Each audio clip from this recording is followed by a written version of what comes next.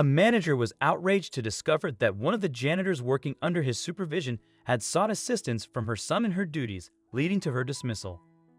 However, in the end, the manager's decision turned into a blessing for the janitor when a wealthy woman came forward to lend her a helping hand.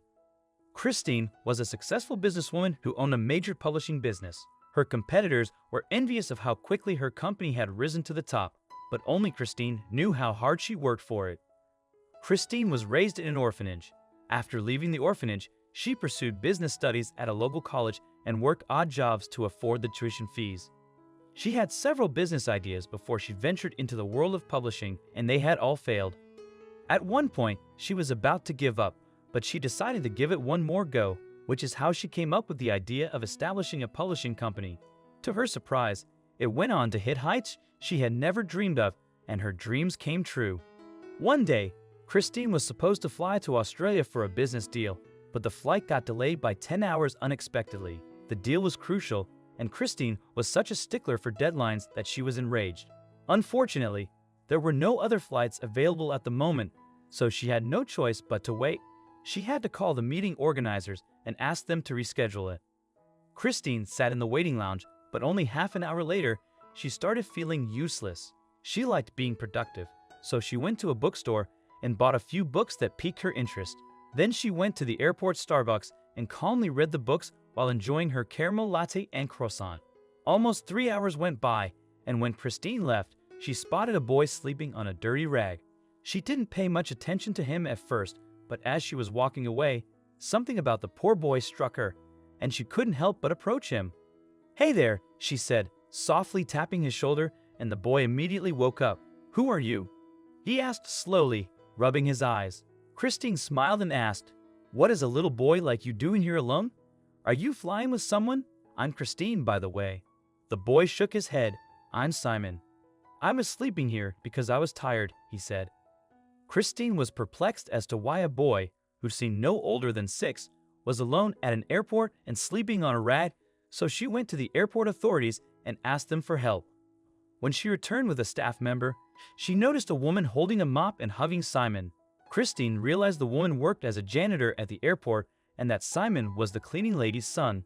"I know these folks very well, Mr. Duncan," she countered. "I was once one of them." "Did you sleep well, honey?" she asked. "I just have to clean the staff room, and then we can go home." "But I already cleaned it, Mom," Simon replied, rubbing his eyes again. "I knew you were tired, so I mopped the floors before sleeping. Mom, I'm starving. Can we please go home?" "Oh, did you?" The woman's eyes suddenly welled up. "Thank you, honey. Let's go now," she replied. Suddenly, the staff member got angry at the cleaning lady, and Christine didn't understand what was happening. "What did you just say?" he asked angrily, and the cleaning lady froze. "Mr. Duncan, I was about to go home because I am done with my shift for the day," she replied. "Stop fooling me, Elisa," he screamed at the top of his lungs. "I just heard your boy helped you. Do I pay you for hiring help? You know what? If you can't work, no need to come here again. You are fired." "Please don't," she pleaded. "Mr. Duncan, you know I'm a single mother with no other source of income, which is why I work overtime to support my son. Please give me one more chance. This will not happen again, I promise." But Mr. Duncan wouldn't listen to anything. "I am your manager, Elisa, and I get to decide who stays here and who doesn't, so get lost." He yelled at her, leaving Elisa in tears. She slowly brushed her tears away and took Simon's hand in hers as she prepared to leave. "Let's go, son," she said, but Christine grabbed her hand. "I'm afraid things don't end here," she said, and Elisa was puzzled. "He owes you an apology, Elisa," Christine continued. "He doesn't have the right to yell at you like that just because he's your superior." At this moment, other passengers gathered around them were criticizing Mr. Duncan's actions. "Look, ma'am, you don't know these poor folks," he remarked defensively. "They'd do anything for a few bucks. Don't fall for their tears." But Christine wasn't going to let him slide. "I know these folks very well, Mr. Duncan," she countered. "I was once one of them." "That's correct.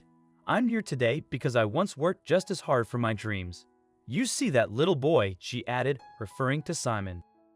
"He has a bright future ahead of him, and his mother is doing everything she can to give him a good life.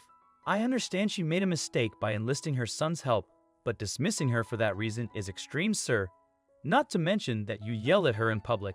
At that point, the mob around them was saying horrible things about Mr. Duncan's behavior, which humiliated him. He mumbled a brief sorry, but everyone knew it was a forced apology. He didn't mean it, and Christine called him out for that. "It's okay, sir," she said. "You don't have to say it if you're not going to mean it. Elisa will no longer work here since I'm hiring her as my housekeeper. Also, Simon will no longer help her with her work because they'll be attending a good school. I will pay for his schooling. I hope you don't mind, Elisa," she added as she turned to face her. Elisa was already crying. I don't know what to say. Thank you, Mom. Just call me Christine. And it's all good," she added, smiling. In the end, Mr. Duncan's arrogance didn't let him apologize properly to Elisa, but he got a taste of his medicine when some people yelled at him from the crowd and called him heartless. He quickened his steps and vanished like a ghost. Conversely, Elisa and Simon moved in with Christine after her return from a business trip. Simon was enrolled in a reputable school, and Elisa made a commitment to Christine to diligently repay Simon's tuition fees, despite Christine's assurance that it wasn't necessary. Despite Christine being Elisa's boss, she treated Elisa and Simon as part of her own family.